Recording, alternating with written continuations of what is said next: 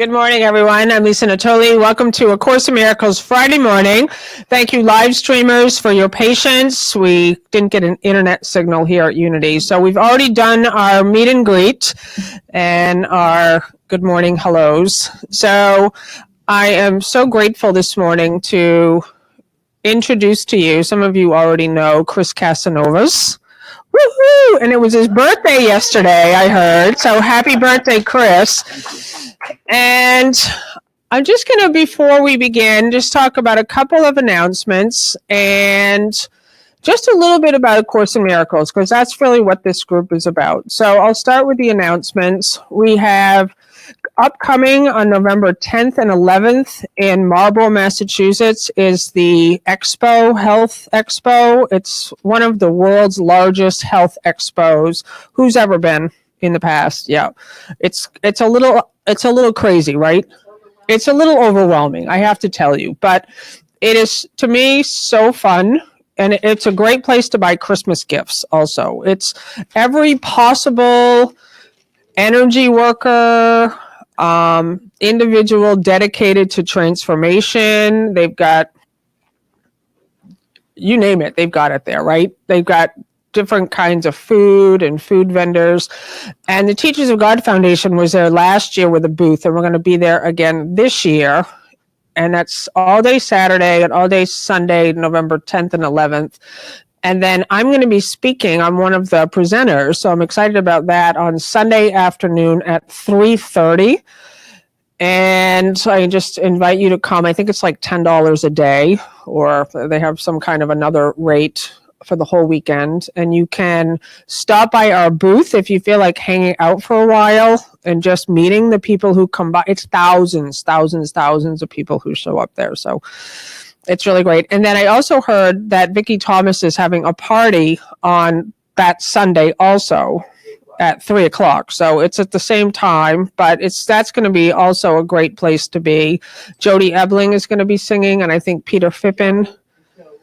And who else? Joel. Oh, good. Oh, great. So that's going to be, it's always, Vicki always starts getting into the holidays, and she loves bringing people together. And the Transformation Room is going to be open again for enrollment starting in November. So for those of you who've been wanting to get in there, it's just a great community for keeping you on track with transformation. You get a deliverable every single week, and it's just a really great way to keep you on track with the truth. And I just wanted to really welcome you guys watching. This really has become an amazing place for people to remember the truth of what they are. Oh my God, welcome. I've been missing you. Bonnie's in the house. Welcome. And what we do here is, this started off 4 years ago with Bill Free and myself as just a place for gathering. And over the years, we really felt that we wanted to change the format so that more individuals could have a place to begin expressing themselves, because to me that's important. It's important, especially in a spiritual awakening, that you get off the sidelines, that you stop being an observer in your life, listening to other teachers, reading books, and that you begin to step into the river. And that's a fear point. It is. Like, if anybody's ever had the microphone up here before, or without the microphone in life, if you've ever started to extend yourself in love, you started to fill the spaces between you with love. What we do in our humanness is we don't fill the space at all. We stay in our separate bodies. I'm here and you're there. And we have these judgments against each other and these beliefs that we hold about each other. And based on the beliefs, they cover the light that you are up. And you walk around in a human condition literally like this. And that's why a lot of people have, like, they walk like this. You hide your heart. You're just holding yourself in a space of isolation. And so when you make a decision to go through the transformation, and why I love A Course in Miracles is because it's a systematic self-study. You can actually do it at home. And you start you where you think you are as a body, in pain, in suffering. And it leads you step by step with workbook lessons and ideas of truth within. That's the journey. The journey is within. And I'm so excited for Chris to speak today. And for those of you who have ever been around Chris Casasnovas, I'm just going to say, I've never told you this, but you don't act like a normal human being. and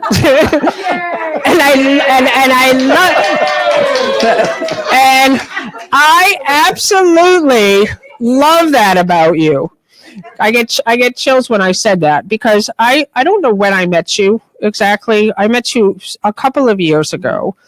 And I'm just going to tell you the basics about Chris. He's a very dedicated teacher of truth.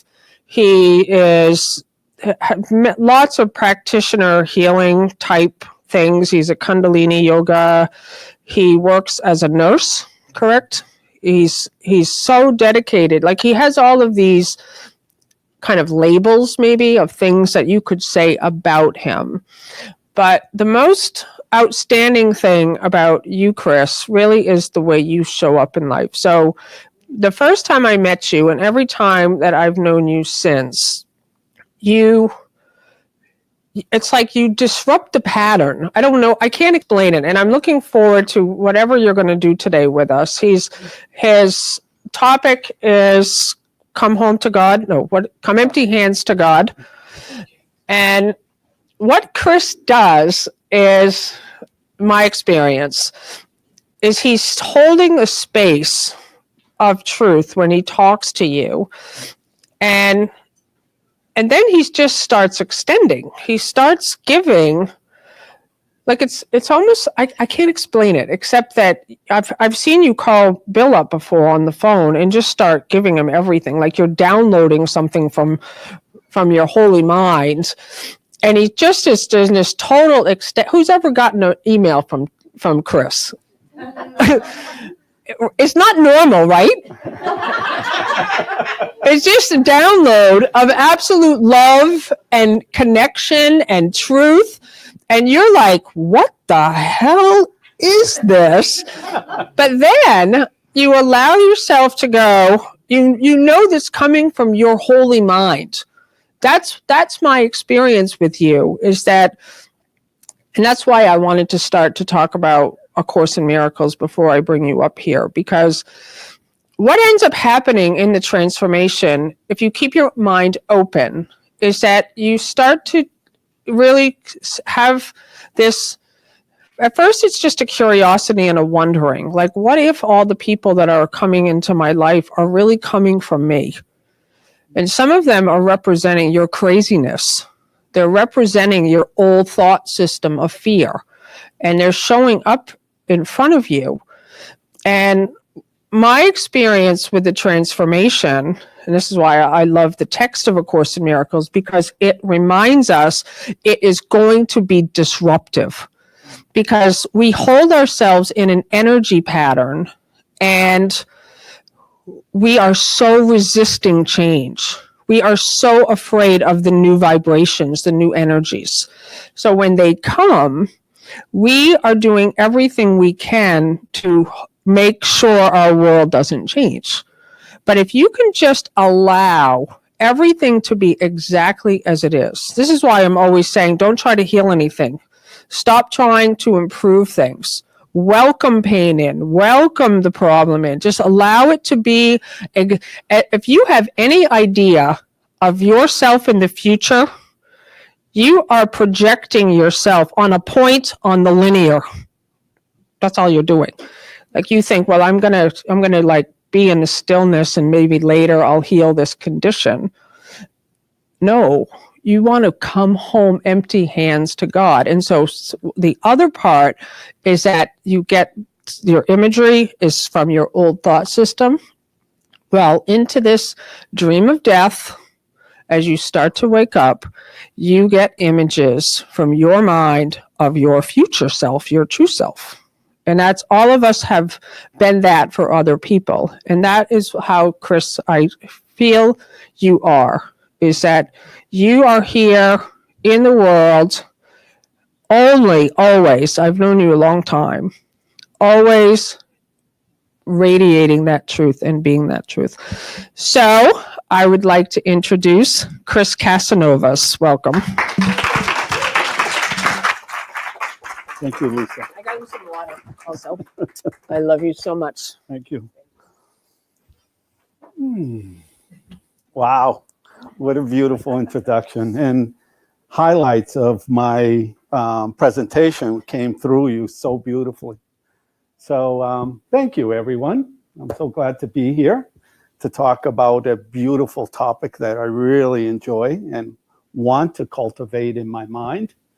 A wholly empty mind with wholly empty hands, a beginner's mind. So let me start by saying how that came to be. I was experiencing I would say about 12, no, it's been longer than that. It's been about 15 years of challenges within my mind of depression, anxiety, anger, and really overwhelmed by those energies within me, those feelings.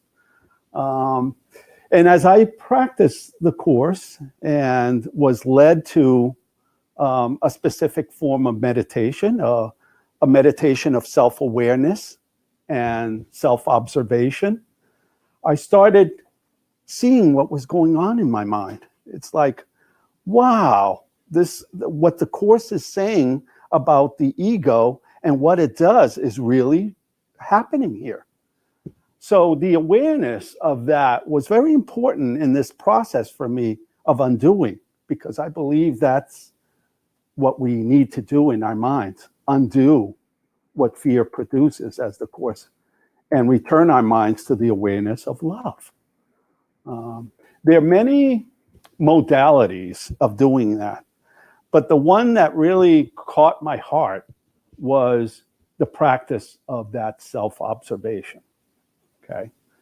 Now, when I was experiencing that anger and that depression and all that, it just clouded my mind, and I felt like energetically it was going out there. It's like people could sense that that's what's happening in my mind. And I didn't have a way out. I tried psychotherapy. I tried so many different paths. It wasn't until I found this path of the Course in Miracles and what I call the Noble Eightfold Path that really helped me in undoing that. So what happens when we get triggered? I like to call it a trigger. The egoic reaction within ourselves starts clouding our minds. It's like the analogy of a squid. When a squid gets afraid, it shoots out ink, black ink. So when we get afraid, or the ego within us gets afraid, it shoots out these energetic emotions within ourselves. We label them as anger. We actually identify with that. And we become lost in that, pushed and pulled in that emotion. So what do? We believe it's us. We kind of label it, I am angry. I am depressed. I am anxious. And really, when I identify with that, I stay in it. It grows in my mind. Or when I blame someone else for that trigger and say it's not me, it's them, I'm projecting that outward and keeping it. So those ways that I once used, and I still at times get caught up in that and watch it in my mind, is the way I keep the ego going in my mind. Okay? So the Course gives us beautiful lessons, as Lisa said, gives us beautiful lessons to see that for what it is. I see what was happening within me is I was building awareness. The Course says we're too tolerant of mind wandering. And that's what happens. The mind wanders into these egoic perceptions and emotions. And those perceptions and emotions are entangled with each other. There's an entanglement, or what the Buddha calls knots. Okay? So as we start to cultivate awareness and the practice of this, and as we become more and more aware of the egoic activity in our minds, and the Course really helps us by giving us a centering prayer. And when you observe, become aware that you're slipping away from that, this is what you say, and you bring it yourself. And practicing present moment awareness is another factor in that, because for me, as I'm standing here, I'm really becoming aware of the moment by observing the feelings within me. And that really anchors me inside, within myself. That is also a key for me, is practicing being aware of my breath and how I feel in this moment. What are the feelings that are occurring within the body that I, who am spirit, am in? Listen to that. You are not the body, you are free. You are the spirit that is within this body. So using the body as a tool to be released from the egoic activity and the egoic expression of that within the body is very important, because the ego expresses itself within the body. You could feel when resentment is coming in. You could feel it. What happens is you have a feeling within the energetic field of the body, and you feel that, okay? So using this body as a form of liberating yourselves from the ego is very important. For me, it has been in the training that I've done. So again, what happens, another thing that happens is when you look at energy, and I don't see the board up here, but when you look at energy, it arises, a frequency, it arises, it stays for a while, and then it passes away. So you see these movement of frequency if you're going to show it on a piece of paper or something. So what happens is, as I am identifying with that, I'm making it last longer within myself, that frequency, that energy. So in Buddhist tradition and in many traditions, even the new science, it shows that all we are is space and energy. All right? If we could identify with that space that witnesses that energy arises, staying for a while, passing away, that's where we want to be. Okay? So for me is, okay, right now, where's my mind at? Right now, how do I feel as I'm watching within myself? Am I at peace? And if I'm not, why am I not? What is it that I'm resisting? What is it that I'm identifying with? And what is it that I'm not allowing it to pass? Okay. And if I love, again, the practice of these lessons, where this is the lesson, I could see peace instead of this, is a beautiful lesson. Okay, there's non-peace arising within me, occurring, arising. You know, I love the Tibetans' way of describing it. There's no identification to it. It says, in Tibet, it's called Shakidu, which is fear is arising, fear is occurring. They don't say, I'm fearful. It's saying that it's occurring, it's arising. Okay? So just doing that practice, because this has been conditioned for a long time. There's Buddhist teaching that believes that it's been there for past lives. Okay, so we've been conditioned to, when a feeling arises, an egoic perception, to identify with them and to say that's what I am. Okay, and to have a story around that and explain it away as to, this is why I'm feeling this way and seeing it this way. And it's because of what's going on out there. Okay. Totally opposite of what this practice and the Course says, that we're not those thoughts. We are the spirit that's aware of those thoughts, and there's another way of looking at that. So as I shift the way I look at something to love as it's happening and allow it to pass, as Lisa said, accepting it,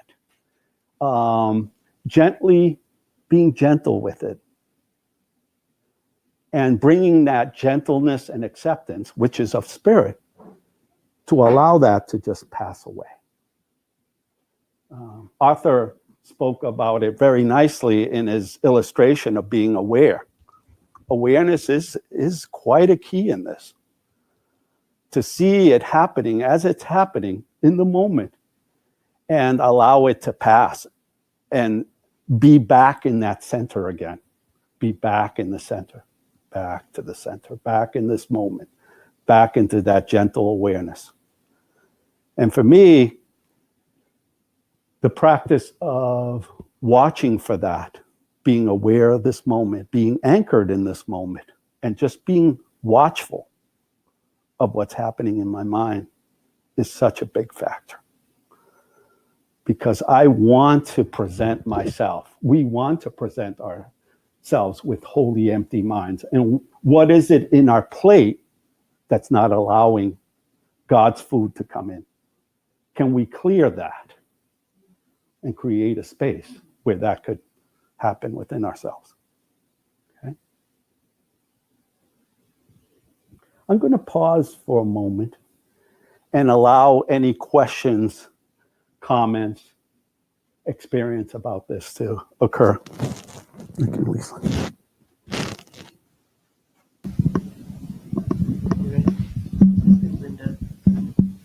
And I just have to turn the mic off. I went to a body thing yesterday, and it was a Korean master. I think he's enlightened. And he said, we did the meditation. He said, what does my soul want? What does my soul want? We just kept repeating that. What does my soul want? And I don't hear too good, but I think he said peace. My soul wants peace, whatever he was saying. But that's it, right? My soul wants peace. So when I thought of that, it's like, oh, okay. So, if I want peace, what do I do to get peace? It's like all the problems, you forget that that's what you want,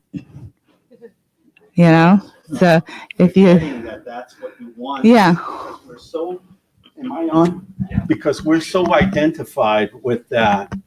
And know that peace is there already. It abides in you. It hasn't gone away. It just got clouded over or surrounded by mental mist, as the Course would say.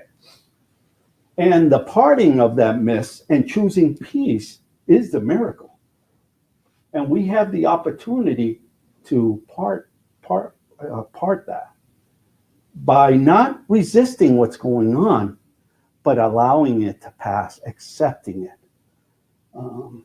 I've used a conscious loving dialogue in that process. I was taught by my mentor not to meddle with it and allow it to pass, but I've learned to use words like ho'oponopono as it's there. Thank you. I could understand this. I love you. I ask for forgiveness. I'm sorry. So I'm consciously non-resisting it by communicating as if it's a friend and allowing that friend to experience what they are experiencing, exactly where it's at, he or she is at. So as you practice this in your mind, you become a space where wherever people are, you're allowing that to happen. And you're communicating in an accepting way of where they are, right? Where they're at right now. You're extending love. Make sense? Mm-hmm. Okay.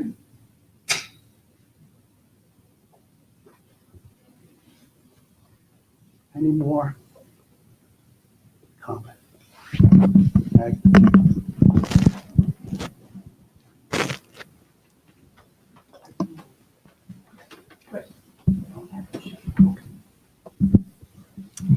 Yeah, I find lately I've been getting really anxious. Okay. And as you were saying, where you used to be. And something was put on Facebook that a rabbi, whatever, had gone to vote. And I don't have to say which side, so we don't get into that. But he went to do early voting. And when he did, I guess you must get a paper afterwards, and it showed the machine registered that he voted opposite than what he voted. And I went right into anxiety and fear on, this is not going to be a legal election because, the machine told the opposite of what he actually did. And I find it's really hard to find myself to be calm in the middle, to me, which feels like a storm with everything that's been going on. Sure. So that makes a lot of sense. I've experienced that internal storm related to what I'm seeing. And if you don't mind, I like to share what has helped me in that observation of a storm within me. One of the things that I do, if a ship is caught in a storm, okay, it's being tossed around by the waves, what's the best thing that captain can do during that experience? Stop. Yes. How do you stop? Be still, let go. You toss the anchor to hold you firm there until the storm passes.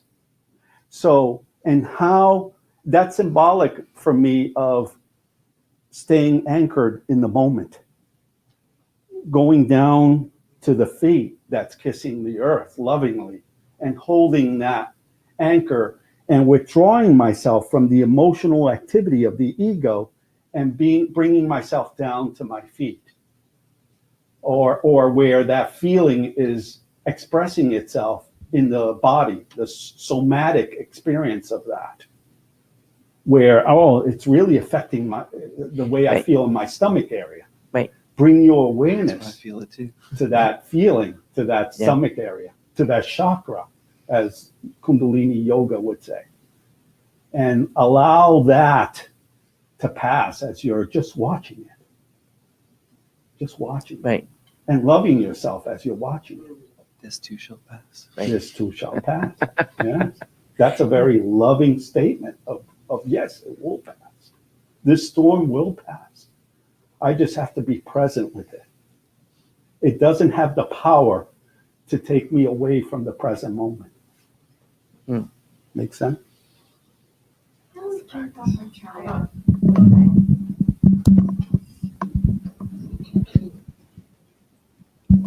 Chris, how would you help a child with that? Yesterday, I was helping my granddaughter who's 8, she's in the 3rd grade. I was helping her with her homework, and she started telling me that they had this big test. I guess it was a statewide test yesterday. And she said, I went to the nurse twice. I had an upset stomach and I had a headache, and I asked her some more about it, and she said, I'm just afraid I failed it. And she was just upset. It seemed like the whole time that she was with me. And I didn't know how to help her with that. What would you do if it was your child or grandchild? First of all, I appreciate you being open about that, and I thank you. I could understand your concern in regards to your child's reaction to that. And I just want to say that. Also, my intention when my daughter is experiencing concern or fear about that is to be only truly helpful. So one of the most beautiful prayer in the Course of Miracles is the prayer of being helpful, Whenever there's a need for help, say this: I am here to be truly helpful. I am here to represent him. I don't have to be concerned as to what to say, because he who is with me directs me. And bring yourself in that spaciousness of being open and receptive to receive the service and the helpfulness of the Holy Spirit in that place. Just the conscious decision to pray and the conscious decision to meditate and open yourself up to the service and the helpfulness of the Holy Spirit is enough.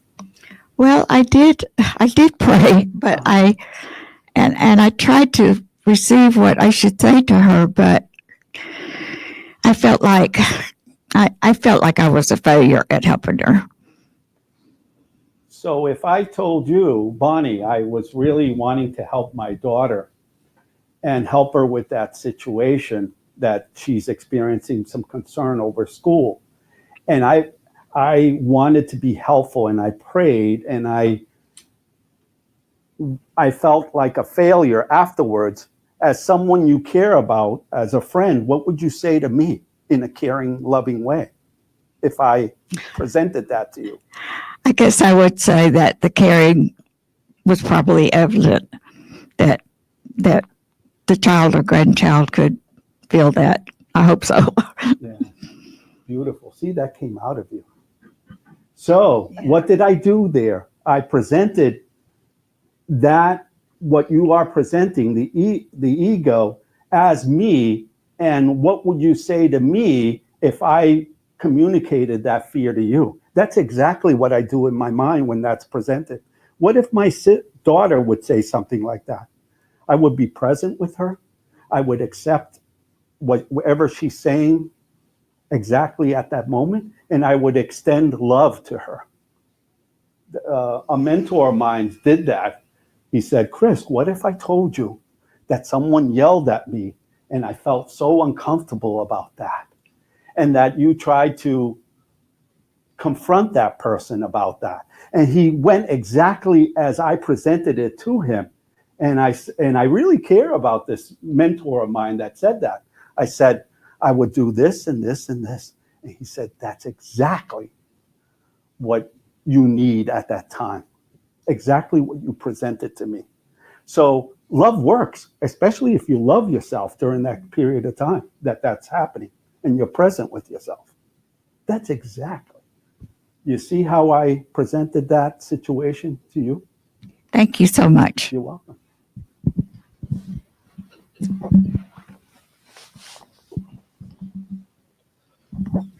So I was faced with a similar situation with my 8-year-old daughter, Grace. And what came to me in the moment was, it's her ego's reaction that she's being tested. That's the thing that's bringing up the emotion in her and the fear. And I wish I could remember the exact words, but I got quiet in my mind and I projected love, and then out came whatever came that made her see that it was a test for the purpose of testing her ability to do a specific task. And it was I made it similar to something like making cookies. And then we made cookies together. And it turned it into this is just an evaluation about how well the cookies are going to be. How well I can fill in the little circles. Can I make them round? It's what it ended up being, I think, something like that. Anyway, the situation made it the right way to express it so that it wasn't a test about her and her ego and her identity, that it was a test of just a one simple task for one day, one time, one point in time. That's part of her whole 17 years in school. Anyway, that perspective brought her out. And I don't know how it came, but that's how it Your came. loving intent, of course. That's all we need, is to be. Bonnie, the first thing I thought was the first step. The first step I know with my daughter through, and even now she's all grown up, the first step is she had a grandmother to go to turn around and say how she felt and what was going on. It wasn't your responsibility to fix her. Your responsibility, she's someone she could tell how she felt in and what she was worried about. To me, that's what the whole situation is. You know what I mean? I know you. You were such a loving woman. You loved this little granddaughter so much, and she knows that. So she's able to tell you how she feels. It's not your job to fix her. Your job is just to listen, and she can tell you what's going on in her life and feel safe. Not everybody has that. And it's not over. It's an ongoing conversation. You'll have a chance to keep talking. You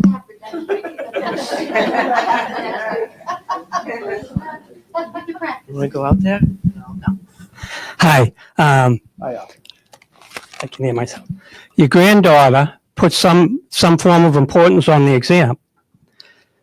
So if she fails, whatever importance she's put on the exam has also failed. Maybe it's important to her parents or herself or her teacher. So if I was doing direct work with her, I would take the importance off the exam, try to help her understand the non-importance of the exam, that it's just a process.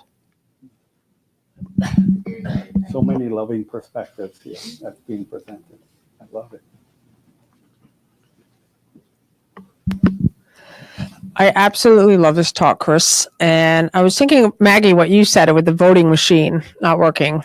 And this week, I pulled one of my Abraham Hicks books off the shelf, and I just love those guys so much. I mean, they're so funny, and they're telling the story about Esther and Jerry going on a White River rafting trip, and they have a guide who's going to put them on the river.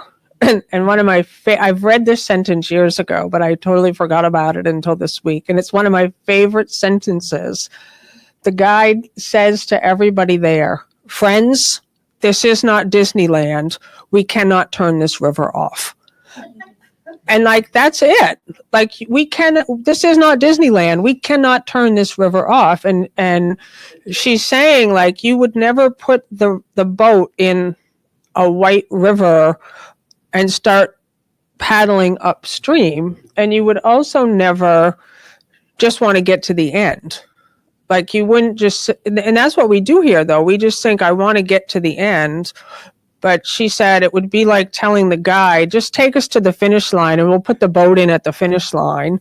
And the guide would say, I thought you wanted a ride on this river. And so to me, like that idea with the machine, that happens all the time to all of us. Like, you begin to see, okay, like this is just, I don't need to get upset about it, though. That's why I love what you're sharing today, Chris, because it's just about allowing, welcoming, finding the humor in the situation, even like finding how you can't let this thing upset your peace. So thank you. And that's important, to have your peace be the most important thing for you in the moment. Because when you value peace and you want only that, we could do what I'm describing. Okay.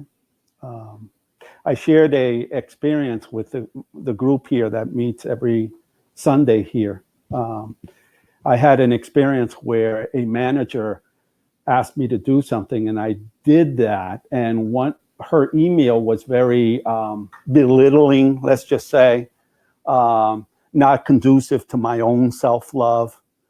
And she just didn't do that once, she did that twice. So why is that presented to me? Of course, for an opportunity to forgive and see that situation differently. What she was doing to me, how many times have I done to others before the course and before this path that I'm in? So I decided to forgive, release that, let it go, see her differently as I want to see myself in her.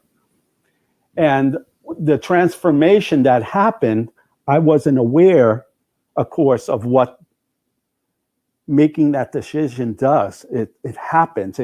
You're energetically aligning with the love in that person, because that's what loving energy does. It really heals.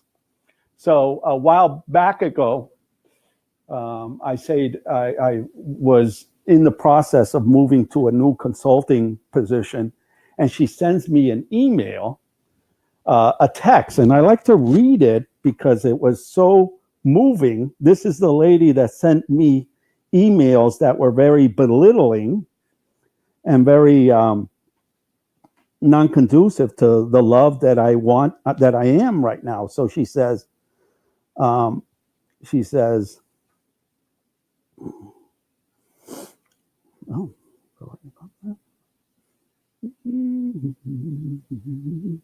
all right, she says, dear Chris, you are a wonderful person, very sensitive, caring, thoughtful, wise, and spiritual. Truly, you are a good person down to your soul. I wish I were more like you. I'm sorry. And she says what she was sorry about. And she ends that with, I wish you the best in your next assignment. Thank you for all you have done. It was acknowledged and appreciated.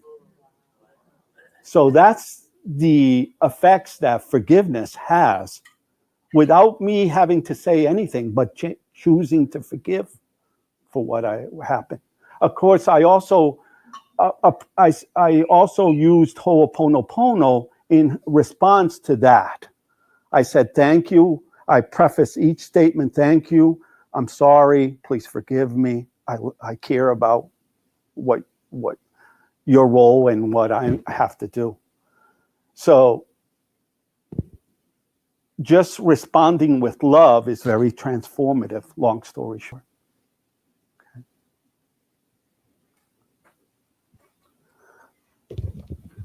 This week, I was away, and thank you, Lisa, for missing me. You told me that. I felt loved. Yeah. So anyway, I was coming home on the bus. And not only did I miss my transfer for 3 hours because I listened to the wrong person that was telling the group that the bus would be 3 hours, but that bus was going back to where I came from, not to where it's going, you know? So anyway, I felt a little dumb. But anyway, I want to show you what happened to me. So I got on this bus. The girl was a woman, a black woman. So I was sitting there, right?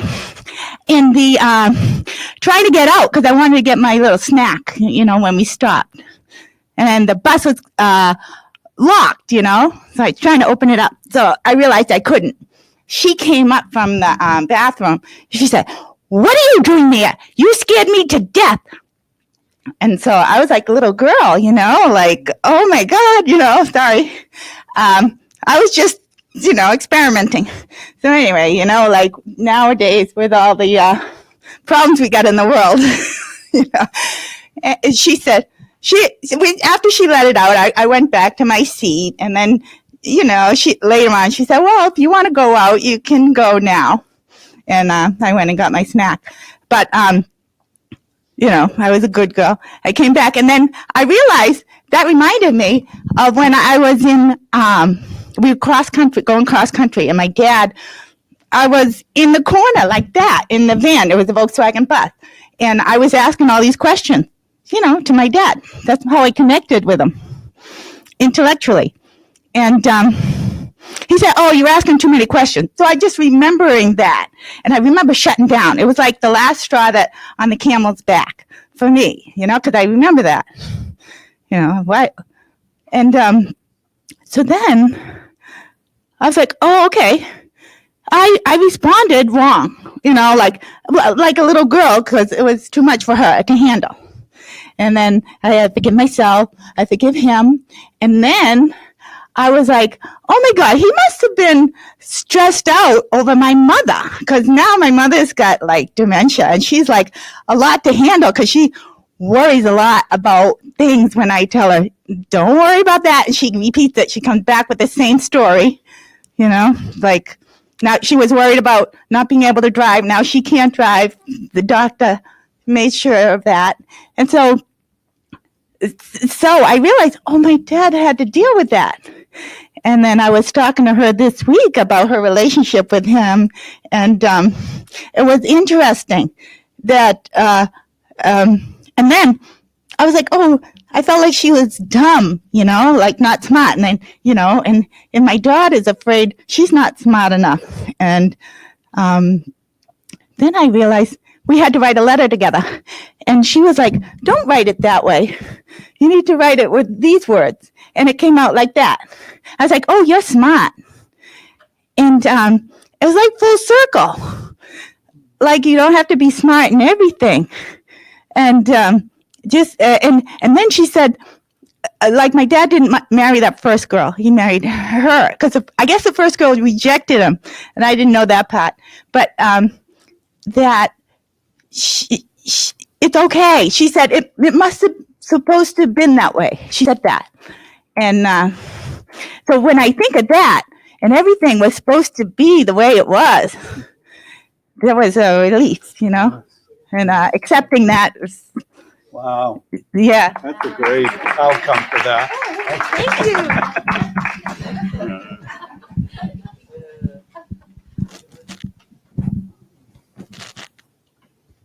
Thank you. Another important factor in this is I believe one of the best messages comes from step 10, 11, and 12 of the 12 steps. It's the steps of maintenance. And I've changed the wording a little bit to where I'm at and with the course and everything. And I say step 10, I continue to take personal inventory of what comes in my mind. And when I see a mistake in perception, I promptly admit it to God, forgive myself, and see it differently. Okay? Continue to take personal inventory of what comes into the mind. Step 11, I'm in prayer and meditation, making conscious contact with God as I understand Him, receiving the knowledge of His will for me and the power to carry that out. And there's a celebration song in the background about that. Whoever didn't hear that. It was a love train. A love train. Oh. Having had a spiritual awakening as a result of following God's will for me, I practice the principles in every moment, and I extend it in all my holy relationship, holy encounters. So I've transformed the step 10, 11, and 12 to be in where I'm at right now in my life. Make sense? Mm-hmm. It's a beautiful way to maintain your peace through those three steps, 10, 11, and 12.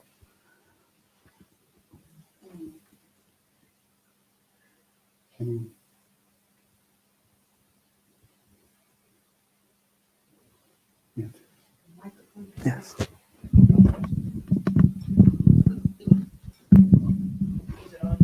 Yes. I think it's on. Yes.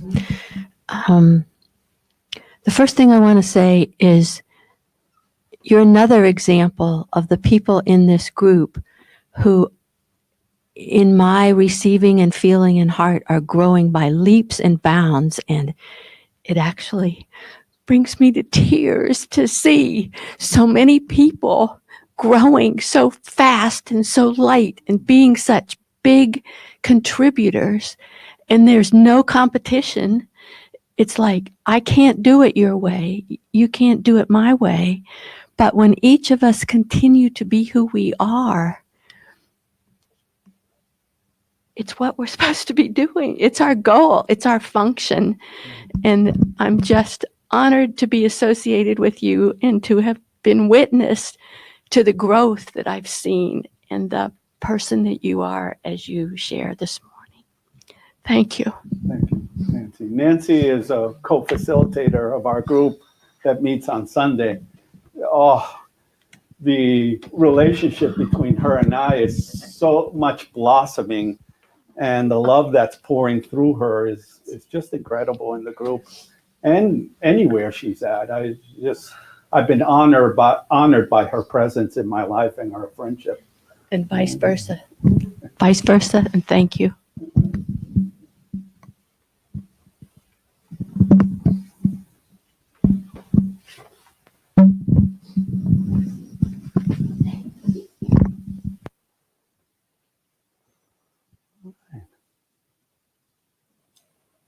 So how much time do we have? 15 minutes. I'd like to bring the group to a meditation that is right in alignment with my presentation that I did. So if you could gently and lovingly put yourself in a beautiful position, keeping your back nice and straight.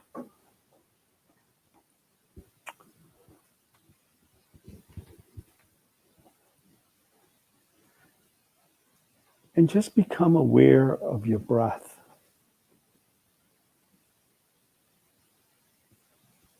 The movement of air through your nostrils as the inspiration goes in and the expiration goes out.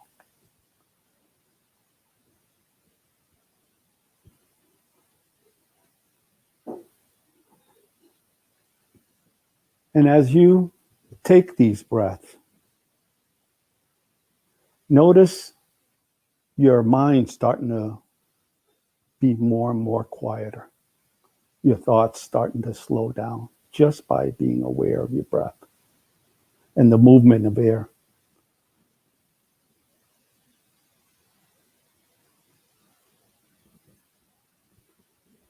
And if you see your mind wandering, bring it back to your breath. Bring it back to the present moment in your breath.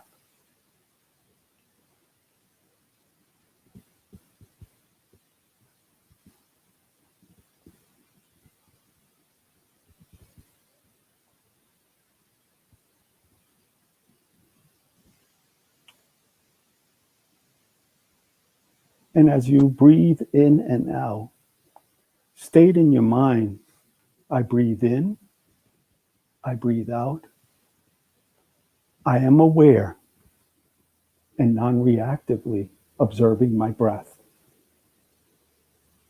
And say that as you breathe in and out.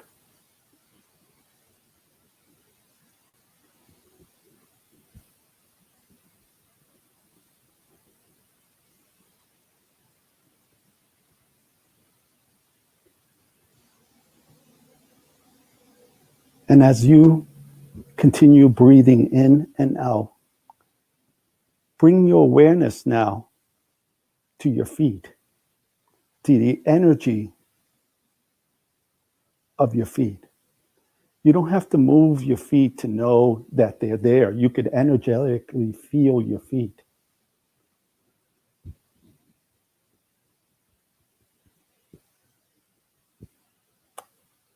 And as you bring your awareness there, slowly bring it up the energy field of your body to your ankles,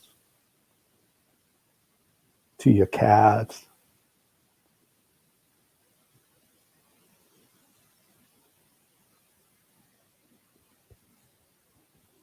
And as you do so, say to yourself, I am aware and I'm equanimously observing, peacefully observing the sensation within the energy field of this body that I am in. Put that intention.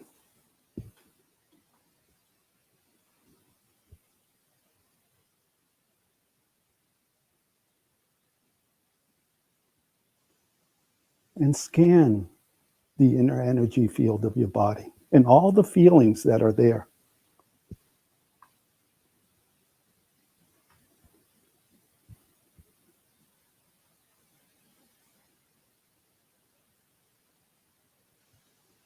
And as you do that, say to yourself, when needed, I make the activity of the little mind and the accompanying sensation quiet and still.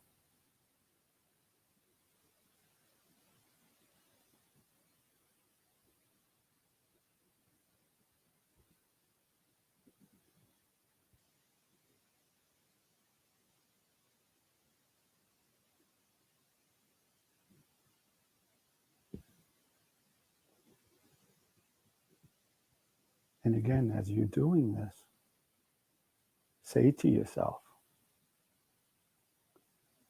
my mind is concentrated, and I am single-pointedly focused in the moment now.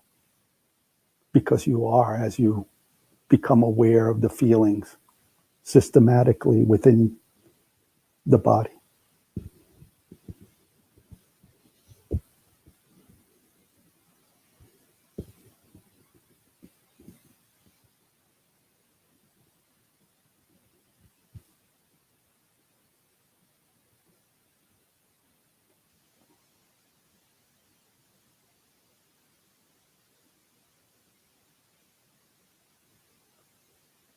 And as you continue this practice of going within, say to yourself, and I choose to liberate myself from all fear and suffering now.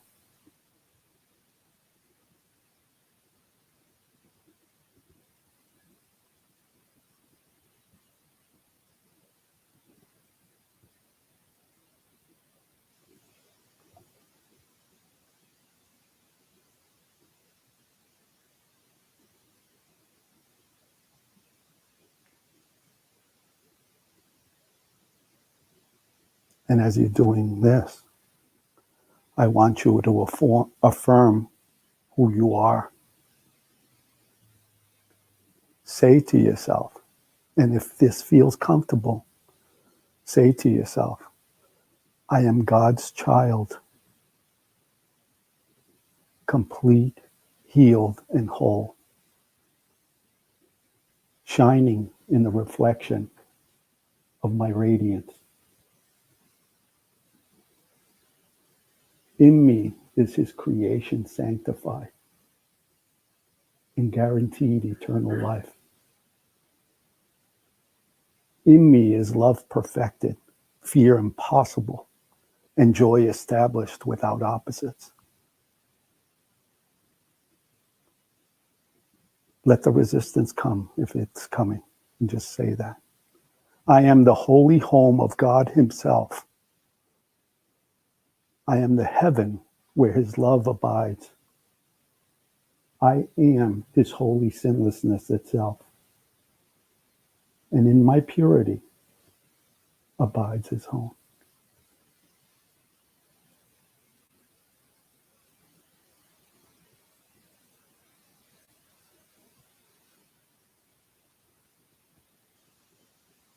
Know you're doing much for the healing of the world with this prayer and this meditation.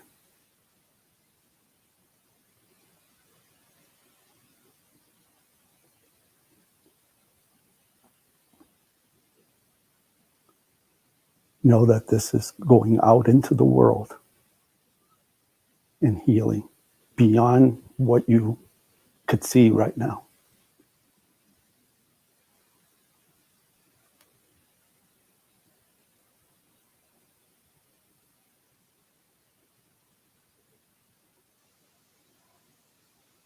And so it is. Slowly open your eyes.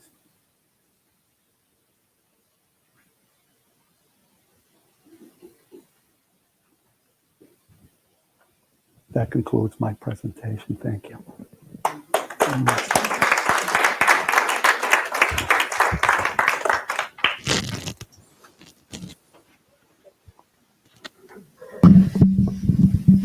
Thank you so much, Chris.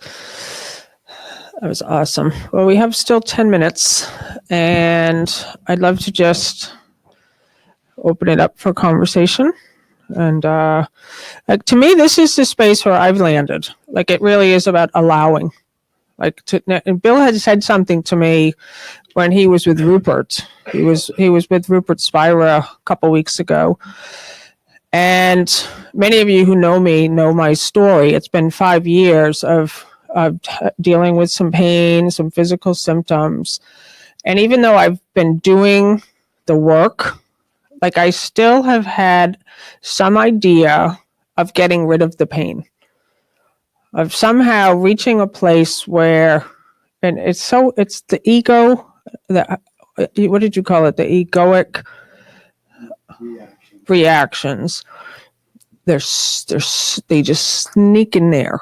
And so even though A Course in Miracles will say you think you'll be happier if somebody else were doing something differently or if the situation was changed, but we sometimes don't see these things when they're regards to maybe the physicalness of our situation. But Bill told me about this Rupert meditation he had one morning, and Rupert said, welcome everything.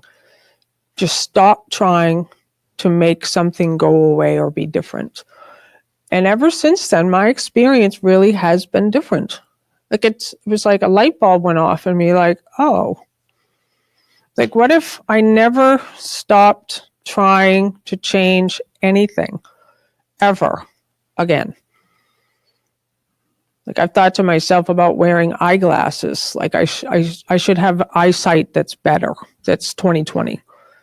And that when I reach some kind of vibrational something, I'll have 20/20 perfect eyesight. That's future linear time. Like I'm totally missing the everythingness of everything when I do stuff like that. And instead to just come into this beautiful space like you've just expressed of welcoming. I love how you describe that. Just welcoming the thought, watching the resistance. You took some notes, Linda. I'd like to get them later if I can. But you said 3 questions, and are your notes readable? It was at the very, very beginning of the talk, and I saw you scribbling, but it said, am I allowing, am I resisting, and one other thing. Yeah. But that's it. Yeah. That's Am I projecting also? Am I blaming? Am I projecting? Am I blaming? So this is why I love A Course in Miracles so much, because you come to a point when you really can see you've used up all your options of trying to fix anything in this world, right? You suddenly see, no matter what I do, I'm always sliding back into conflict. And so to come to a place where you finally can say, I am just going to allow a new experience to come. And in the meantime, to watch my mind for judgments, criticism, complaining, worrying. These are just energy fields.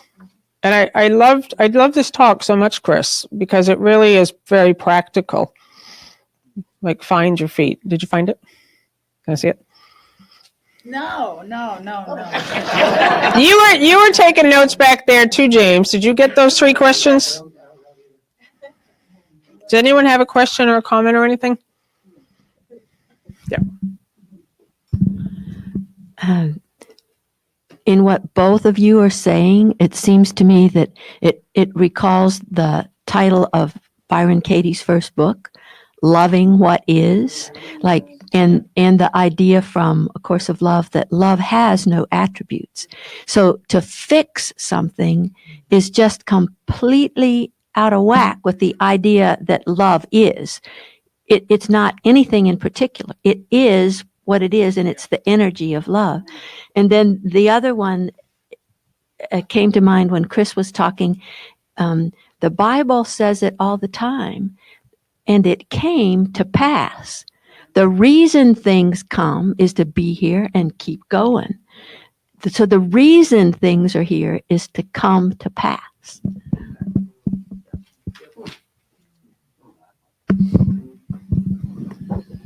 Someone posted on my Facebook wall 2 days ago about money. And to me, somebody wrote to me and she said that one of her very most transformative things that happened to her is when she joined Living in Purpose, when she had no money. And she saw that she was just doing this routine, habitual autopilot thing her whole life. I have no money, I have no money, I have no money, I have no money, I have no money, I have no money. We do that with everything. I have no health. I have no peace, I have no this, I have no that.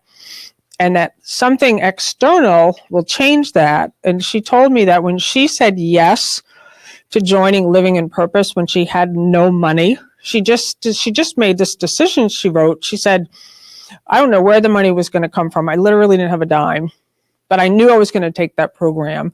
And she said a whole series of new things started to occur for her because she finally got out of that energy field. Like, you just notice what you are noticing. That's Byron Katie. And I have seen that so many times in myself and other people, is that, like, to ask yourself the question, and this is what I posted, is there something you have been wanting to do, but you can't do it because you have no money? And of course, we all have that, right?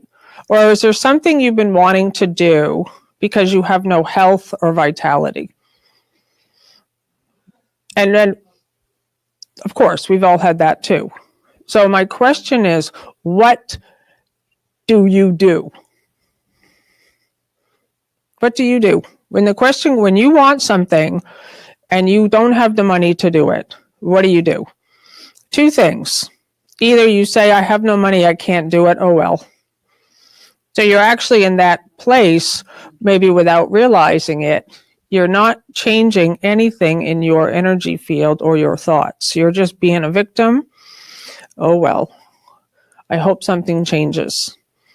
Or I want to do that thing, but I have no health or vitality or energy. Oh well, maybe next week I'll feel a little better. But what Jesus is saying to us, you have everything. Seek ye first the kingdom of heaven, and all else will be given to you. So you might not immediately have the money or the health or the vitality, but at least you, from that decision, the second thing, so the first decision is, oh well, I can't do that thing. Oh well. The second thing is what I'm constantly saying, I'm going. I'm doing that thing. Screw it. And then you just stand, then at least you get to see what you've been doing.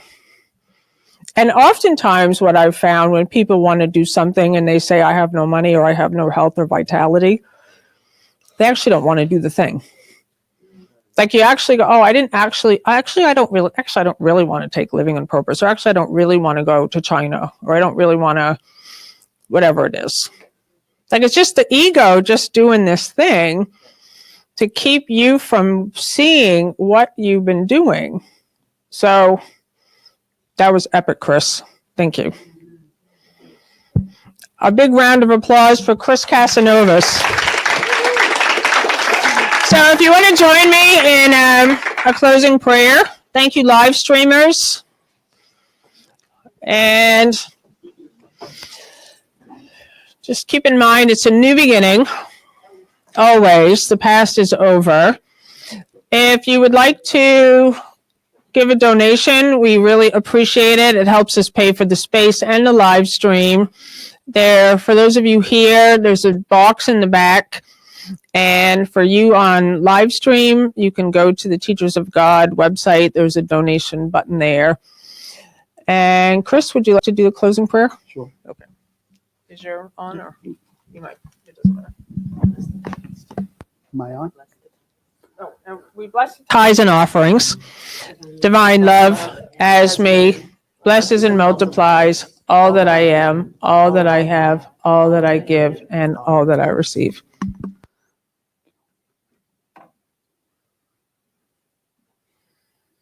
Dear God, we thank you for this gathering together. We thank you for the Holy Spirit within us who guides us and directs us for our highest good and for our healing. May you continue to bless us throughout the day. May we continue to remove the obstacles to your awareness in our minds, and may we continue to be that light that shines forth.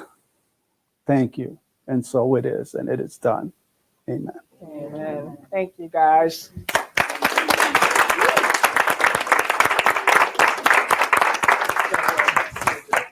Oh. Oh my God, amazing. I knew it